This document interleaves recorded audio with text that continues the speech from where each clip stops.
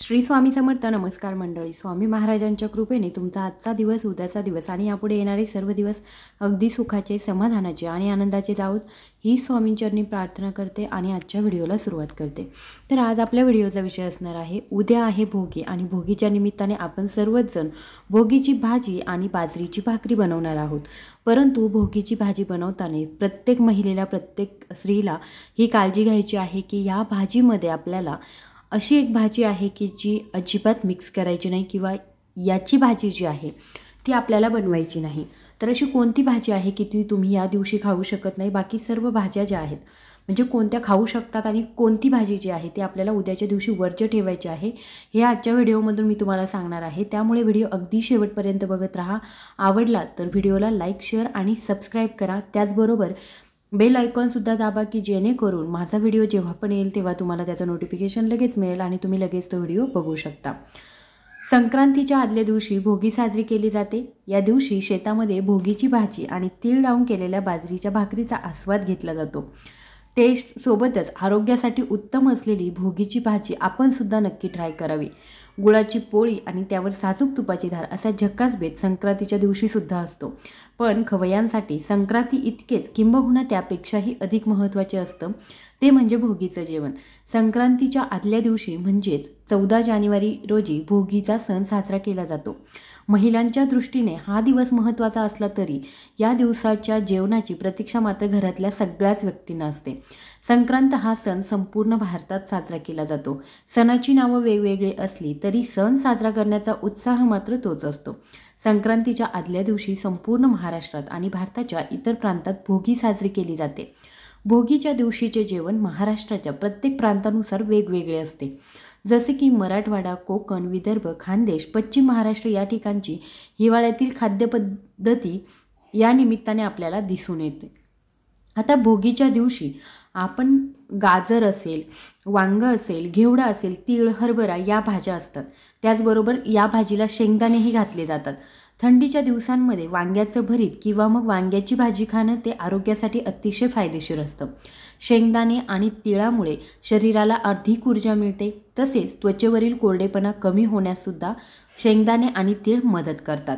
या भाजीसह या दिवशी दूध, दही, तूप, लोणी, ताक असे दुग्धजन्य पदार्थही खाल्ले जातात, जेणेकरून शरीरामध्ये उष्णता निर्माण झाली तर पोटामध्ये थंडावा राहतो.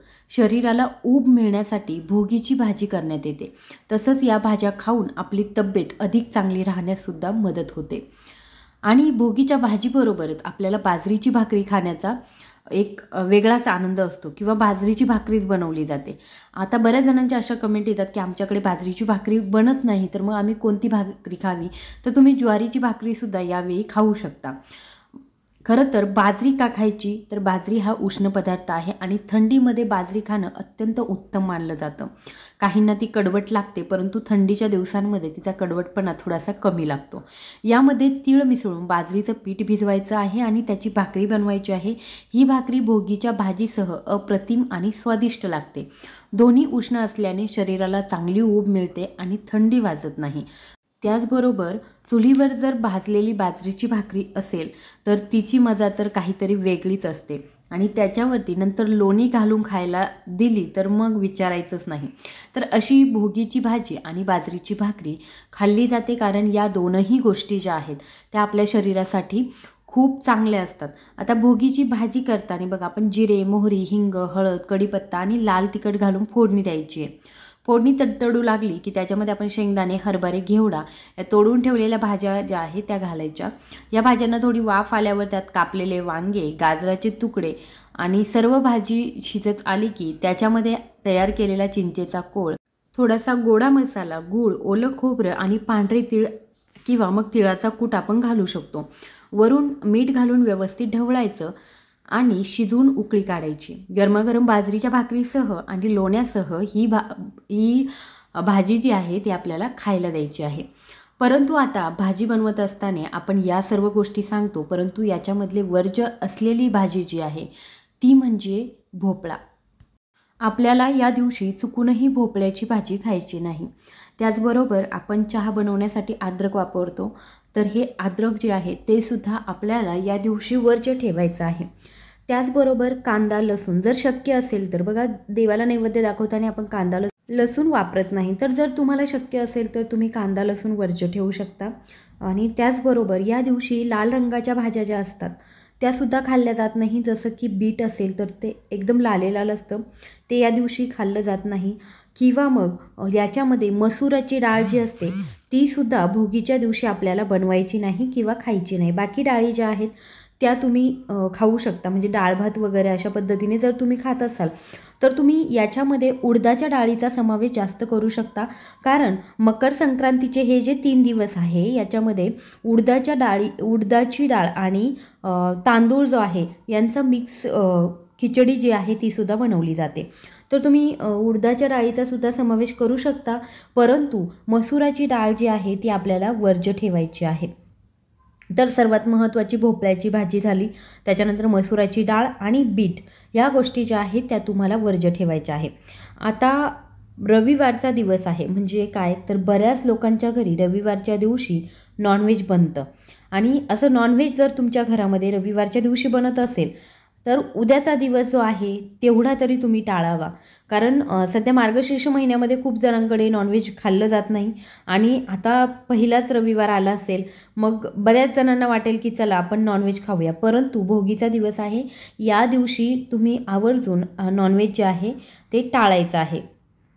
तर अशा ज्या भाज्या आहेत की ज्या आपल्याला अजिबात आणि चुकून खाल्ल्या गेल्या तर मग काहीच नाही करू शकत. परंतु आपल्याला ज्या गोष्टी माहीत आहे, पूर्वापार काळापासून ज्या गोष्टी चालत आलेल्या आहेत तर त्या आपण नक्की पाळायला पाहिजे. भोपळ्याबद्दल बऱ्याचशा गोष्टी आपल्याला सांगितल्या जातात किंवा भोपळा बनवताना बघा आपण कधीही तो अर्धा ठेवत नाही. म्हणजे करायचा तर संपूर्ण करायचा, अर्धा ठेवलेला भोपळा जो आहे तो सुद्धा आपण फ्रीजमध्ये ठेवून खाऊ शकत नाही असं म्हटलं जातं. म्हणजे आपल्या आजी असेल, पणजी असेल, आई असेल, आपल्याला या गोष्टी ज्या आहेत त्या सांगत असतात. त्याचबरोबर उडदाची डाळ जी आहे ती बघा शनिवारच्या दिवशी ही उडदाची आमटी आपण बनवत नाही. किंवा मग बऱ्याचशा गोष्टी ज्या आहेत त्या अन्नशास्त्रानुसार सुद्धा सांगितल्या जातात की काही वारांनुसार सुद्धा भाज्या खाण्याचं काहीतरी शास्त्र आहे. तर त्याच्याचमध्ये हे सुद्धा येतं की भोपळा जो आहे तो आपण म्हणजे दुधी भोपळा जो ग्रीन कलरचा भोपळा येतो, तर हा भोपळा जो आहे तो आपण भोगीच्या दिवशी खाऊ शकत नाही. मग तुम्ही वाटाणा असेल किंवा मग शेंगा असतील, घेवड्याच्या शेंगा असतील, वांगं असेल, गाजर असेल, त्याचबरोबर गवारीच्या शेंगा असतील, तर ह्या भाज्या ज्या आहेत त्या तुम्ही मिक्स करून खाऊ शकता. परंतु भोपळा जो आहे तो तुम्हाला या दिवशी आवर्जून वर्ज्य ठेवायचा आहे. तर आय होप की तुम्ही हे नियम जे आहे ते पाळाल. ज्या ज्या गोष्टी मला माहीत होत्या त्या मी तुमच्यापर्यंत पोहोचवण्याचा नक्की प्रयत्न करते. त्यातून तुम्हाला किती घ्यायचं किती नाही घ्यायचं हे संपूर्ण तुमच्या मनावरती आहे. तर तुम्हाला जर ही माहिती योग्य वाटत असेल तर तुम्ही नक्की हे फॉलो करू शकता. 2 दिवसांसाठी हे फॉलो करायला अजिबातच हरकत नाही असं मला वाटतं. हा जर व्हिडिओ तुम्हाला आवडला असेल तर जास्तीत जास्त लोकांपर्यंत शेअर करा, जेणेकरून त्यांनासुद्धा ही माहिती पोहोचेल. त्याचबरोबर लाईकसुद्धा करा आणि माझा आवाज पहिल्यांदाच ऐकत असाल तर सबस्क्राईब करायला विसरू नका. धन्यवाद.